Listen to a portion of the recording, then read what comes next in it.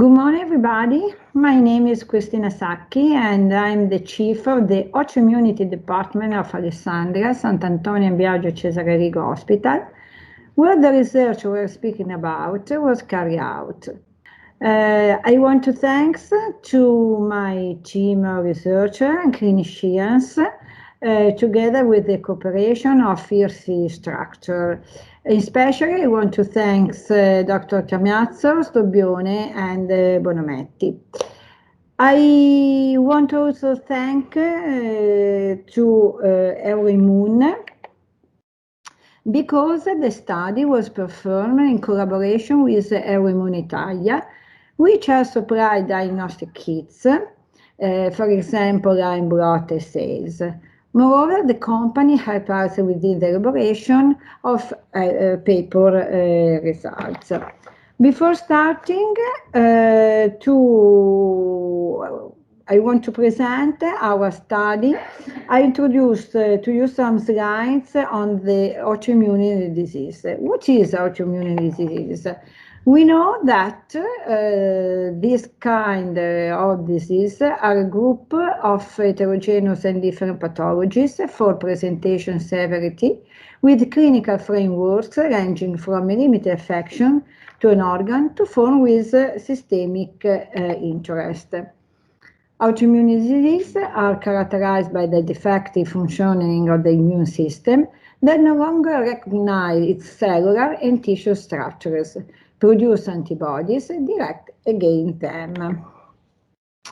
Autoimmune disease affect 5–10% of population and include patients of all ages.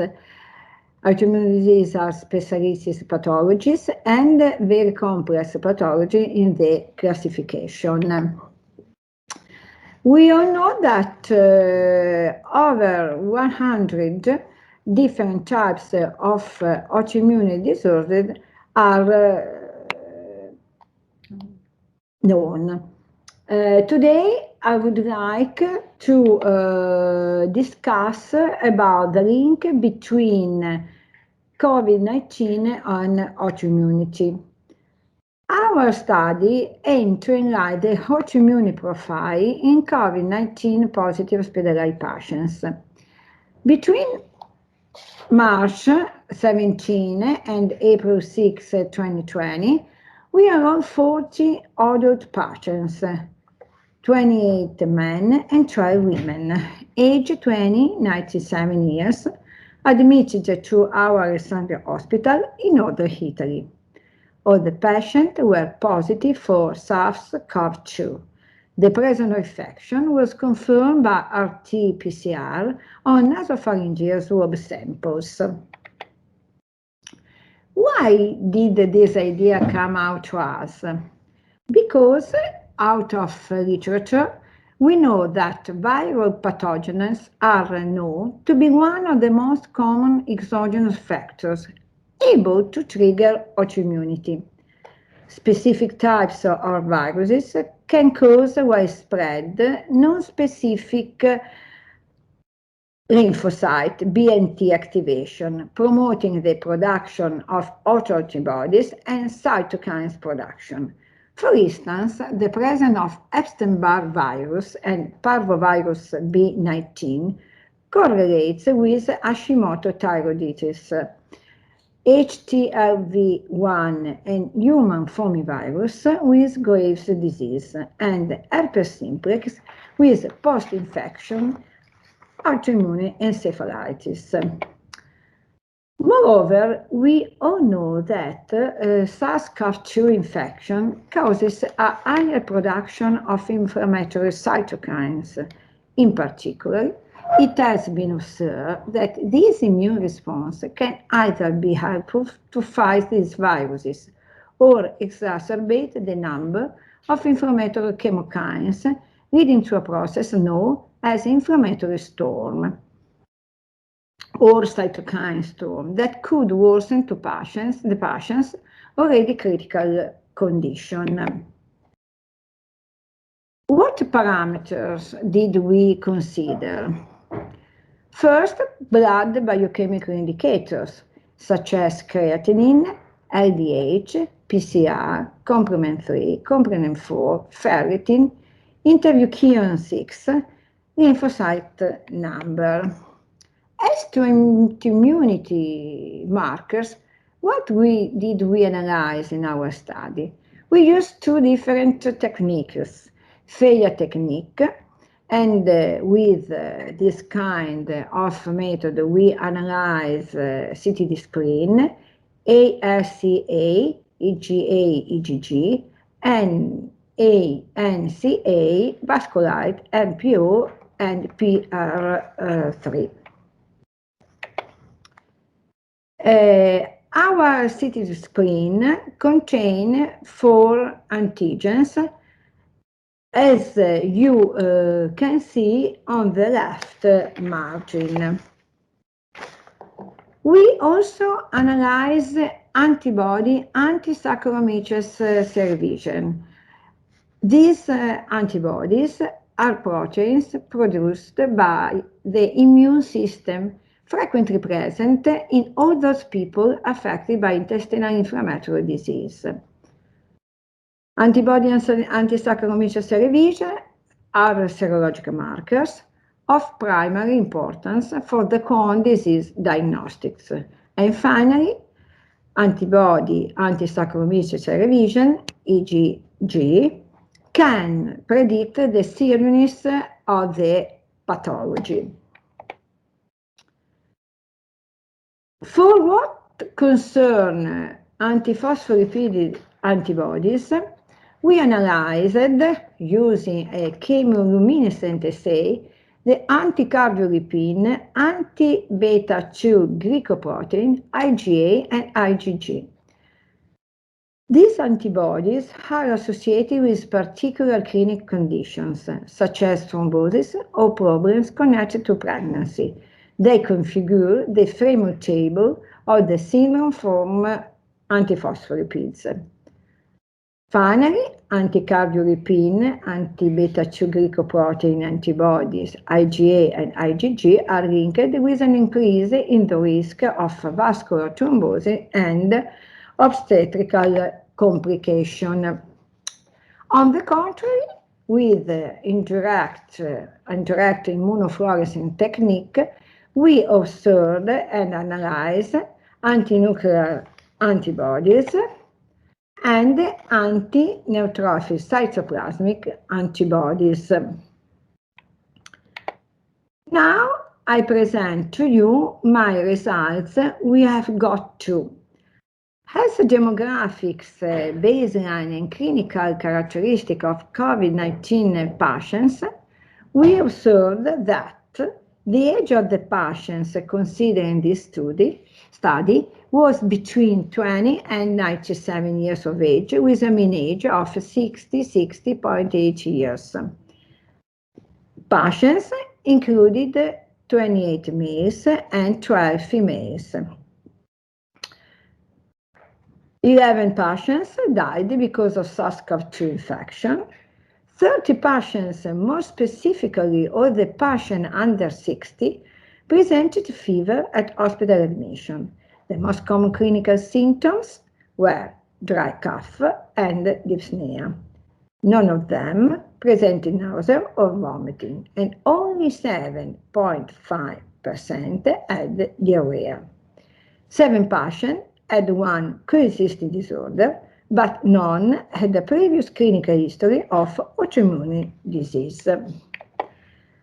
For what concerns radiologic characteristic of SARS-CoV-2 patients, this table summarizes the clinical radiology features of the 36 COVID-19 patients that had RX thorax analysis. Only 4 patients did not require this analysis. Instead, the major part of the patients showed interstitial abnormalities and were above 60. Patching shadowing was also observed in the elderly patients population. pulmonary thickness were present in our cohort of patients independently of age. For what regards inflammatory status of COVID-19 patients, this other table summarizes the common diagnostic inflammatory markers analyzed in all 40 COVID-19. The patients were clustered about on the age of 60. The analytes such as LDH, ferritin, lymphocyte number, creatinine, PCR, complement 3 and 4, interleukin 6, were evaluating COVID-19 patients under 60 years and having an age of 60 or more. As to autoimmunity markers, this table instead summarizes the number of patients and healthy subjects showing the presence of the most common autoantibodies, anti-NAA, anti-cardiolipin, anti-beta-2 glycoprotein, anti-ENA, anti-PR3, anti-MPO, ANCA, ASCA, IgA, and IgG.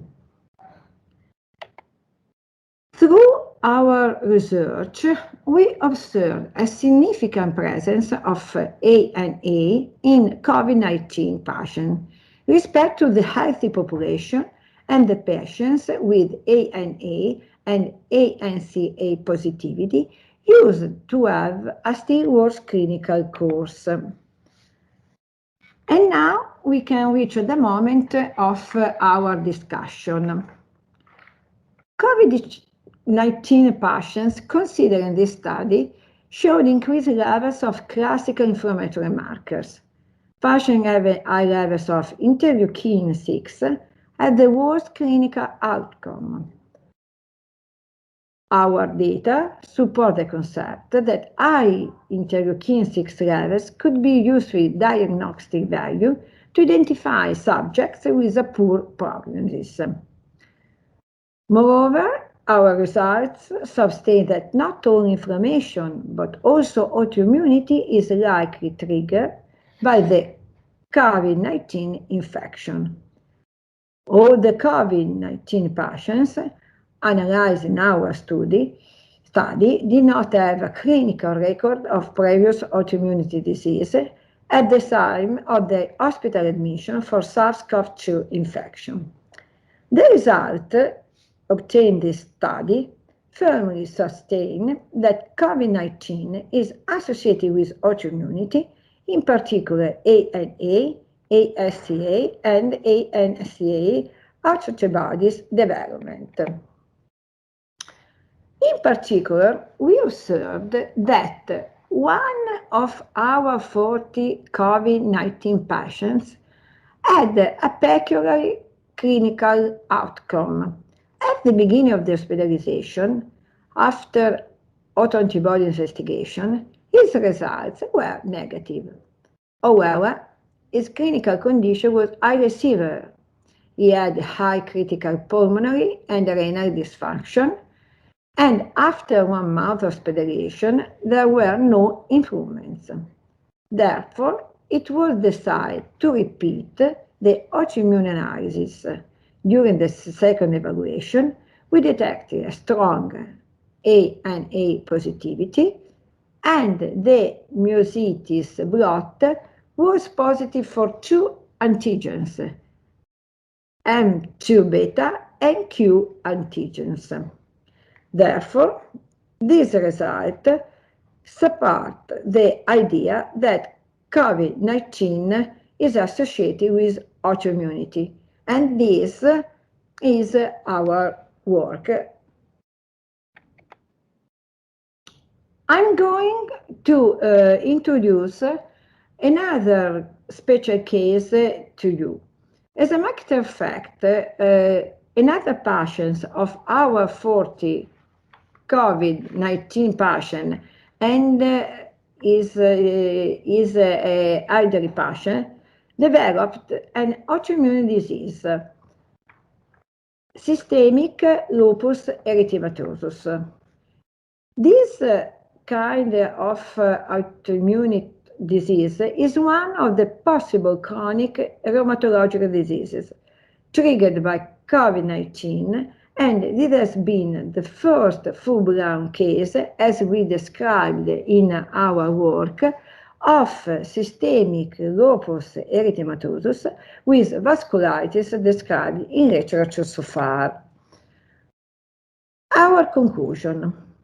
This study shows that most of the COVID-19 patients enrolled have an altered autoimmune profile. Our data sustain that autoimmunity is linked to SARS-CoV-2 infection, since none of the patients had a previous autoimmune disease. This is in accordance with what has recently been described in the literature concerning the onset of autoimmune disease upon COVID-19 infection. Data related to patients with a medium severe clinical profile highly suggest that there might be a correlation between the response to SARS-CoV-2 and the specific individual autoimmune response. This could be the reason for the wide variability of clinical manifestation related to a single pathogen. Although the consideration made are preliminary and the study is monocentric, we have definitely started to reveal the link between COVID-19 disease and autoimmunity. Further study using other independent data sets will be necessary to check whether the autoimmune response in COVID-19 patients change based on the disease stages, confirm the clinical laboratory correlation.